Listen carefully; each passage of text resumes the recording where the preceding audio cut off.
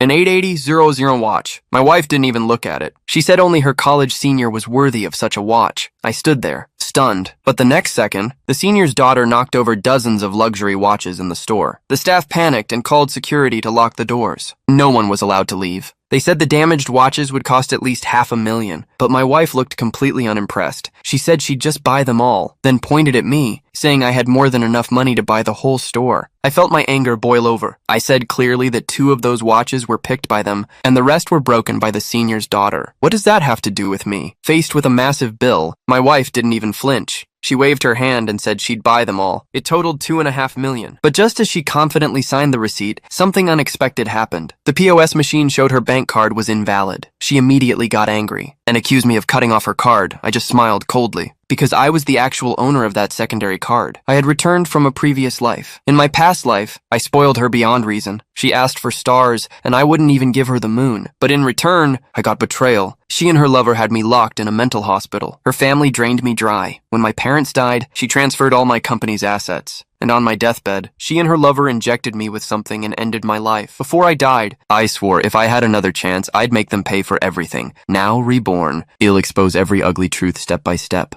Back at the store, the card failure humiliated her. Trying to save face, she pulled out a blank check for $2.5 million. But what she didn't know was that she had stolen that check from my office. It didn't even have a signature. It was just a useless piece of paper. The surrounding customers all laughed at her, saying she stole her husband's money to buy things for another man. Furious, she called her cousin to bring something to help. Soon the cousin showed up carrying a blue and white porcelain vase. She claimed it was a $3 million antique, enough to cover the $2.5 million bill. My wife looked smug, but I suddenly exploded with rage. Because that vase was my father's heirloom, the cousin showed no shame. She even lectured me, saying since I upset my wife, I should pay for it with that vase. She even threatened me, saying if I wanted their family's approval, I had to please them unconditionally. I was completely enraged by their arrogance. I took out my phone and called the police. At that moment, the senior's daughter ran up and shoved the box holding the vase to the ground. The $3 million antique shattered to dust. I was furious. But my wife didn't apologize. She even flipped the blame on me. Her cousin defended her, saying the vase was hers and I should come after her. I sneered, so be it. An hour later, the police arrived. I accused the cousin of stealing a $3 million antique from me and presented the purchase contract and proof on the spot. The evidence was solid. The women and the senior tried to talk their way out of it. They even tried to use a birthday party to pressure me, but I had seen through their lies. I told them coldly reputation means nothing to me now. The surrounding customers all spoke up for me. Soon, the cousin was taken away by the police.